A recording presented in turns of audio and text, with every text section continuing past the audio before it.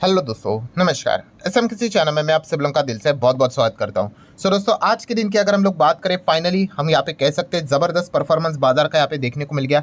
Sensex की बात करें तो 600 पॉइंट से ज़्यादा की तेज़ी। निफ्टी की अगर हम लोग बात करें तो नियर बाय 200 पॉइंट की तेज़ी है। परसेंटेज वाइज कोई बहुत बड़ी तेज़ी नहीं है, हार्डली हम कह सकते हैं नॉट इवन 1%, बट फिर भी सबसे ज़्यादा इंपॉर्टेंट सेलिब्रेट करने वाली बात कौन सी कि 25,000 होल नंबर जो देखने को मिल जाता है, उसके ऊपर क्लोजिंग हम लोग को देखने को यहाँ पे मिल चुके हैं। एक साइकोलॉजिकल लेवल होता है किसी भी लेवल, अगर हम बात करते हैं जैसे कि 23,000, 23,500, 24,000, 24,500, 25,000, 25,500, ये 500 का गैप हम लोग यहाँ पे कहते हैं। ठीक है, ट्रेडिंग वाले यहाँ पे इन चीज़ों को साइकोलॉजी लेवल लेकर प्ले यहाँ पे करते रहते हैं। ठीक है, सो फिलहाल की अगर हम लोग बात करें 25,000 के लेवल को टच तो किया, हाँ ऑल टाइम हाई तो नहीं लगा पाए। ठीक है, ऑल टाइम हाई की अगर हम लोग बात करें, ठीक है, वो भी अभी अभी बनाया था। वो कितना था? 25,078.30। एंड आज के दिन की बात करें कहाँ तक हम लोग चले गए? 25,043.80। तो थोड़ा सा यहाँ पे मिस हो गया, कोई बात नहीं, बट आज के दिन काफ़ी अच्छा मौका था। बट चलिए, अच्छी बात यह है कि क्लोजिंग 25,000 के ऊपर देखने को यहाँ पे मिल चुकी है। एंड ऑब्वियसली हम लोगों को इससे रिलेटेड एक अनुमान यहाँ पे लग चुका था, बिकॉज अमेरिकन बाजार की बात करें फ्राइडे के दिन जिस प्रकार से पॉवेल जी ने एक हिंट यहाँ पे दे दी थी, ठीक है, जैक्सन होल की मीटिंग की अगर हम लोग बात करें, जिसको हम लोगों ने कवर भी यहाँ पे किया था, ठीक है, उसके बाद अनुमान था ही कि अच्छा खासा परफॉर्मेंस हम लोग को देखने को मिल सकता है, जैसे कि उन्होंने बोल ही दिया है कि टाइम यहाँ पे आ चुका है करके।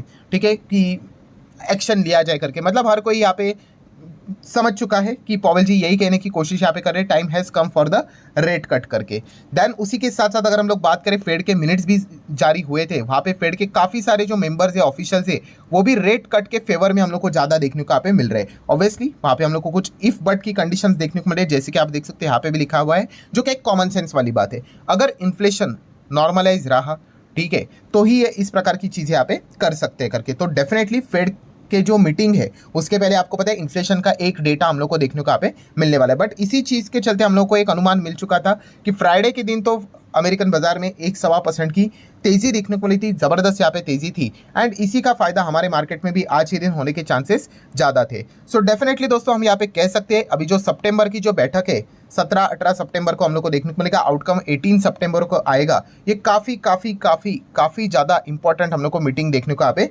मिलने वाली, जिस प्रकार की कॉमेंट्री हम लोग को देखने को मिल चुकी है अभी, जैसे कि उन्होंने यहाँ पे बोल दिया है कि रेट कट तो देखने को मिलेगा करके। ठीक है, सो यहाँ पे अभी चर्चा ये स्टार्ट हो चुकी है कि सितंबर में रेट कट तो होगा, बस अभी कितना, हाउ मच, इसकी चर्चा स्टार्ट हो चुकी है। इससे रिलेटेड वोटिंग स्टार्ट हो चुके हैं कि 25 बेसिस पॉइंट का रेट कट होगा कि 50 बेसिस पॉइंट का। ठीक है, कुछ लोग तो 75 भी बोल रहे हैं, वो तो मुझे पर्सनली सेंसिबल तो बिल्कुल भी नहीं लगता है। बट यस, 25 वर्सेस 50, इसमें काफ़ी ज़्यादा हम लोगों को फाइट बहुत सारे लोगों में देखने को यहाँ पे मिल रहे हैं। फाइट मतलब क्या, हर एक का अपना अपना अनुमान होता है। आपका भी शायद से कोई अनुमान होगा कि 25 हो सकता है कि 50 करके। सो ये टॉपिक हम लोग को फिलहाल तो देखने को मिला है, जो कि आज नहीं तो कल तो यहाँ पे आने वाला था। बट फिर भी अगर देखा गया तो दिसंबर में बोला था पिछले साल, ठीक है, 2023 में, तो आते आते आप देख सकते हैं सितंबर लगभग 9 मंथ्स हो गए, तो काफ़ी वैसे भी टाइम यहाँ पे हो चुका है। ठीक है दोस्तों, देन अगर हम लोग बात करें दोस्तों, एक ऐसी मिस्टेक है जो कि आपने यहाँ पे अवॉइड भी करनी। मिस्टेक मतलब क्या, देखिए ये वाला पॉइंट मैंने इसके पहले भी काफ़ी बार यहाँ पे कवर किया है। कौन सा वाला कि देखो, काफ़ी लोगों को ऐसा लगता है कि अनाउंसमेंट होगी एंड उसके बाद मार्केट यहाँ पे भागना स्टार्ट करेगा। ऐसा नहीं होता है, मार्केट हमेशा 10 कदम आगे की सोचता है। ठीक है, इसको हम लोग क्या बोलते हैं, फैक्टर इन करके चलना। ठीक है, तो ये जो चीज़ें हम लोग को देखने को यहाँ पे मिल रही है, रेट कट से रिलेटेड सितंबर में काफ़ी ज़्यादा हाई पॉसिबिलिटी देखने को मिले, तो मार्केट तो ऑलरेडी 25 बेसिस पॉइंट के रेट कट को फैक्टर इन करके चल रहा है, मतलब वो मान के ही चल रहा है कि ऐसा होगा करके। एंड इसीलिए इन चीज़ों को का इम्पैक्ट हम लोग को ऑलरेडी बाजार में हम लोग को देखने को यहाँ पे मिल रहा है। तो ये पॉइंट आपको पता है यहाँ पे होना चाहिए। ठीक है, तो ये वाली जो चीज़ें आपको देखने को मिली, ये 25,000 बाजार भाग क्यों रहा है यहाँ पे, अमेरिकन बाजार या फिर हमारा बाजार, तो ये मान के चल रहे कि भाई सितंबर में 25 तो यहाँ पे होगा ही होगा। हाँ, उसके बाद अगर हम लोग यहाँ पे कहे कि यहाँ पे 50 होगा या नहीं, तो फिर और फर्दर वो तेज़ी दिखा दे, तो वो उसके लिए हम लोग को 17-18 की जो मीटिंग है उसका आउटकम यहाँ पे देखना पड़ेगा। देन अगर हम लोग बात करेंगे दोस्तों, तो आप यहाँ पे चेक कर सकते हो, डॉलर इंडेक्स की भी बात करेंगे तो 100 के नियर आते हुए देखने को मिल चुका है, तो ये काफ़ी अच्छी बात है यहाँ पे। ठीक है, जितना ये कमज़ोर होगा डॉलर, उतना ही हम यहाँ पे कह सकते हैं रेट कट के करीब है करके। देन उसी के साथ साथ गोल्ड के रेट की बात करें, ये हम लोग को मजबूत होते हुए देखने को मिल जाता है, भागते हुए देखने को मिल जाते हैं। ये एक दूसरे के साथ इन्वर्सली प्रोपोर्शनेट हम लोग को रहते हुए देखने को मिल जाते हैं। सो लोअर इंटरेस्ट रेट की अगर हम लोग यहाँ पे बात करें दोस्तों, अब मतलब कट होना अगर स्टार्ट हो जाएगा, तो इसका बेनिफिट शुरुआत में किसको मिलेगा? शुरुआत मतलब अगर मान लीजिए कि सिर्फ अमेरिका में ही रेट कट होता है, मान लीजिए एक टाइम के लिए, और किसी भी दुनिया के सेंट्रल बैंक में रेट कट नहीं होता है, सिर्फ अमेरिका में ही होता है। तो इसका फायदा, बेनिफिट किसको मिलेगा? नो डाउट आईटी सेक्टर को मिलेगा एंड उसी के साथ साथ मेटल सेक्टर को मिलेगा, ठीक है। बट पर्सनली मैं मेटल सेक्टर को इतना ज़्यादा फॉलो यहाँ पे नहीं करता हूँ, ठीक है। एंड प्लस एक पॉइंट भी आपको बताना चाहूँगा कि मेटल सेक्टर से रिलेटेड ठीक है इनको बेनिफिट मिल जाएगा, बट ये पॉइंट भूलना मत कि अमेरिका में इलेक्शन है, तो इलेक्शन का और मेटल का क्या संबंध? अरे भाई अगर ट्रंप जीत गए ना, ठीक है, तो वो चाइना के साथ ट्रेड वॉर वापस स्टार्ट कर देंगे और उसके बाद वापस मेटल सेक्टर की क्या हालत हो जाएगी ये हम लोगों ने लास्ट इसमें तो देख ही लिया है। तो ये वाला पॉइंट भूलना मत, ठीक है। ये मेटल सेक्टर के बहुत सारे गड़बड़े रहते हैं, काफ़ी इसीलिए तो आप चेक कर लो मेटल की जितनी भी स्टॉक है काफ़ी हैवी वॉलेटिलिटी हम लोगों को देखने को यहाँ पे मिल जाती है। बट ये पॉइंट भी आप लोगों को पता होना चाहिए। इसीलिए अगर आप आज के दिन देखोगे सारे इंडाइसेस में हम लोग को अच्छी तेज़ी देखने को यहाँ पे मिल चुकी है, बट सबसे ज़्यादा जो तेज़ी है वो दो इंडेक्स में एंड इंडाइसेस में हम लोग को या फिर सेक्टर में देखने को मिल चुकी है। उसमें से एक है निफ्टी मेटल एंड दूसरा है आईटी सेक्टर, ठीक है, क्योंकि इनको बेनिफिट तो हम लोग को जरूर होते हुए देखने को यहाँ पे मिलेगा ही मिलेगा।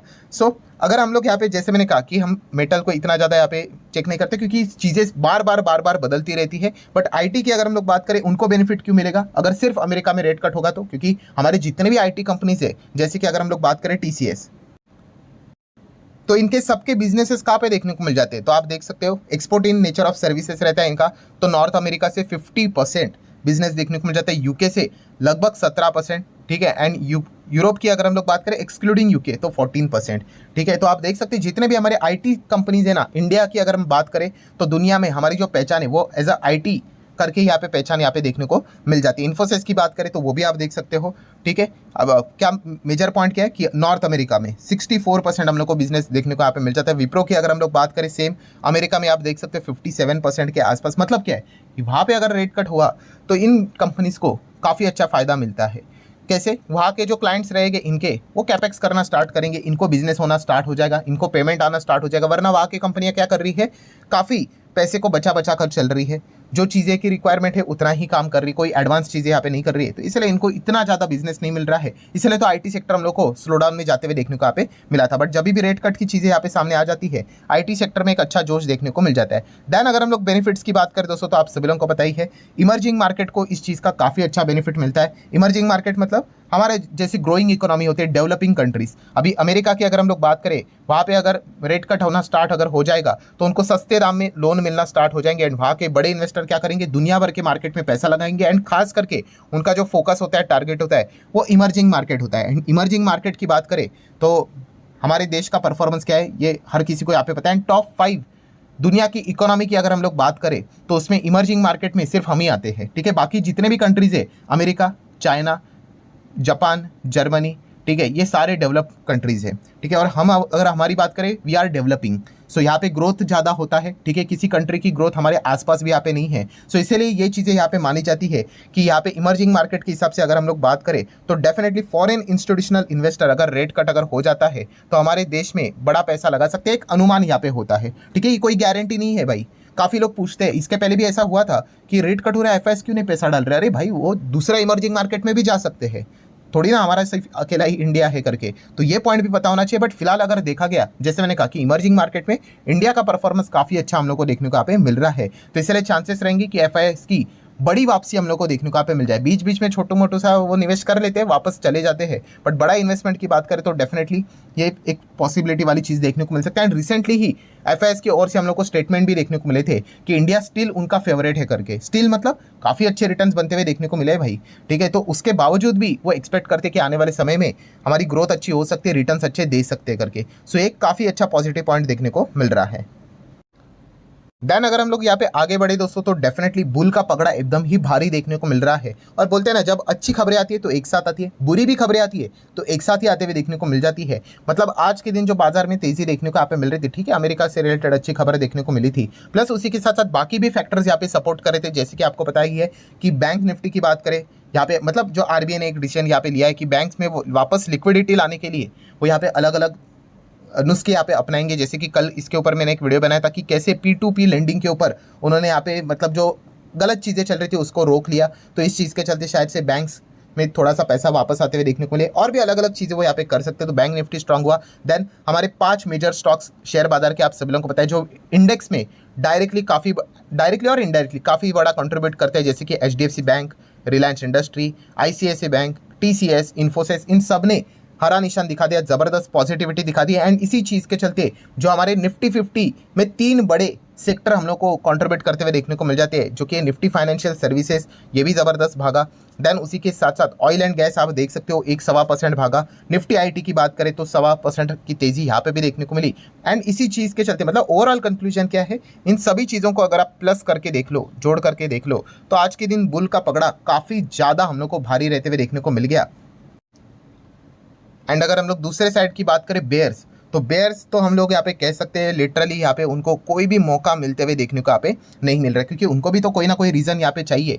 सो बेयर की अगर हम लोग बात करें दोस्तों, तो क्या बेयर के पास कोई यहाँ पे ऑप्शन है जिस चीज़ को मतलब ट्रिगर करके वो मार्केट को यहाँ पे नीचे ले पाए? तो वैसे तो अगर देखा गया तो शॉर्ट रेंज में बहुत सारी खबरें देखने को मिल जाती है, बट लॉन्ग रेंज की अगर बात करें तो इतना कुछ बड़ी चीज़ें तो नज़र यहाँ पे नहीं आ रही। मतलब छोटा मोटा बीच में करेक्शन लाने के लिए बेयर थोड़ा सा पंजा यहाँ पे मार सकता है। जैसे कि अगर हम लोग बात करें FOMC की मीटिंग, ठीक है, मान लो कि अगर जो नेक्स्ट FOMC की मीटिंग है, मान लो अगर रेट कट नहीं हुआ, कुछ भी XYZ रीज़न पकड़ लो कि यहाँ पे इन्फ्लेशन का डेटा खराब आया, जॉबलेस क्लेम का डेटा खराब आया एंड इसलिए नहीं हुआ करके, तो थोड़ी ना दुनिया खत्म हो जाएगी। ठीक है भाई, मार्केट यहाँ पे ज़्यादा पैनिक दिखा देगा, बेयर वाले एक दिन के लिए हम यहाँ पे कह सकते हैं पार्टी कर सकते हैं करके, बट फिर भी लॉन्ग पार्टी करने के लिए उनके पास अभी भी कोई इतना बड़ा एविडेंस मतलब अभी भी रीज़न मिलते हुए देखने को नहीं मिल रहा है। सो ये वाला मुद्दा तो हर किसी को यहाँ पे बताया, चलो ठीक है सितंबर में नहीं हुआ, मान लो चलो वर्स्ट केस में, ठीक है, तो क्या हो जाएगा, नेक्स्ट मीटिंग है, वरना उसके नेक्स्ट मीटिंग कभी ना कभी तो हो ही जाएगा। ठीक है, तो ये मुद्दा हम लोग को जरूर देखने को यहाँ पे मिल जाता है। हाँ, बेयर वालों की अगर हम लोग बात करें तो डेफिनेटली वो मिडल ईस्ट के ऊपर काफ़ी अच्छा खासा फोकस यहाँ पे जरूर रखेंगे। ठीक है, मिडल ईस्ट में आप सभी लोगों को पता ही है, नया टॉपिक नहीं है वैसा, तो वहाँ पे तो ये इजराइल, ईरान, ये सारी फाइटिंग यहाँ पे मतलब हमास की बात करें, पैलेस्टाइन की बात करें, हिजबुल्ला की बात करें, ये फाइटिंग कब से हम लोग को चलती हुई देखने को यहाँ पे मिलती रहती है। सो नॉर्मली अगर चीज़ें चलती रही तो ठीक है भाई, जब नई नई खबरें यहाँ पे आती रहती है तो हम सभी लोगों को पता है क्रूड ऑयल यहाँ पे भड़क जाता है। जैसे कि आप देख सकते हो क्रूड यहाँ पे धीमे धीमे करके अभी 81 प्लस जाते हुए देखने को मिल गया। सुबह की बात करें तो इतना तेज़ यहाँ पे नहीं था, 70 के रेंज, 70 मतलब 78 79 ऐसे रेंज में था। अभी आप देख सकते हो 2.5% आज के दिन भी भाग गया। डेफिनेटली मैंने चेक भी किया, ये सिचुएशन वहाँ पे अभी भी खराब देखने को मिल रही है।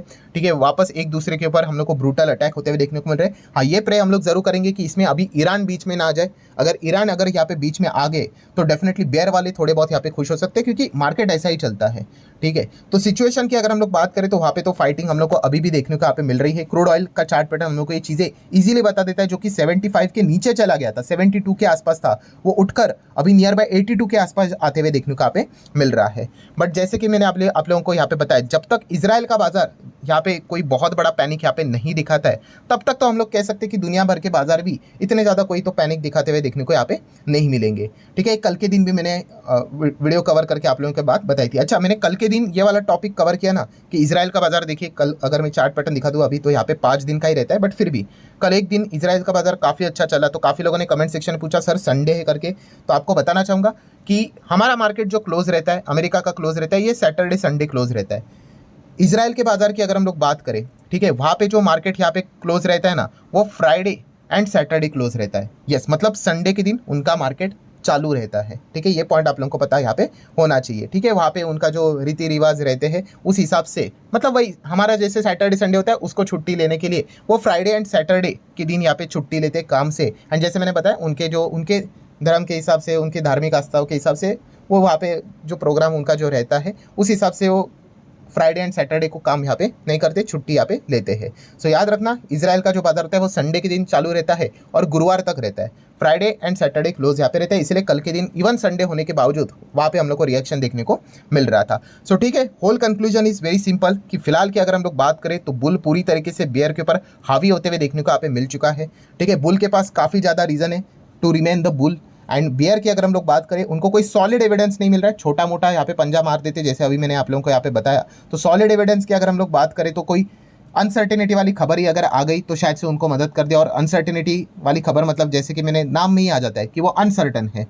ठीक है, सर्टन तो है नहीं, किसी को पता नहीं कि कभी आने के लिए कुछ भी हो सकता है करके। ठीक है, बट उनके लिए अगर कोई बड़ा ट्रिगर पॉइंट अगर रहेगा कि जिसके चलते वो थोड़ा सा पैनिक बिनिक क्रिएट करे, तो माइट भी वो मिडल ईस्ट के ओर ही थोड़ा फोकस रखेंगे कि कुछ ज़्यादा ही वॉर एस्केलेट ना हो जाए। एंड वॉर, जैसे मैंने हमेशा कहा है कि वॉर में सबसे बड़ा प्रॉब्लम ये होता है कि अगर उसमें अमेरिका एंड चाइना अगर इन्वॉल्व हुआ, ठीक है, तो जाके वो ग्लोबल लेवल पे काफ़ी बड़ी दिक्कत होती है, वरना एक दूसरे को मार रहे हैं ना तो एक टेम्पररी प्रॉब्लम जरूर रहती है, बट बड़ा प्रॉब्लम जब अमेरिका चाइना इन्वॉल्व होगा तो। एंड अमेरिका के चांसेस काफ़ी कम लगते हैं, वहाँ पे इलेक्शन है, आप सभी लोगों को पता ही है। तो ये एक पॉइंट देखने को यहाँ पे मिल रहा है। तो सारी चीज़ों को यहाँ पे मैंने स्टेप बाय स्टेप कवर करके यहाँ पे रखा हुआ है। इफ बट आपके जितने भी डाउट्स थे, सो वीडियो पसंद आया होगा तो चाहो तो आप इसको लाइक एंड शेयर कर सकते हो। मिलते हैं नेक्स्ट वीडियो में, तब तक के लिए बाय बाय।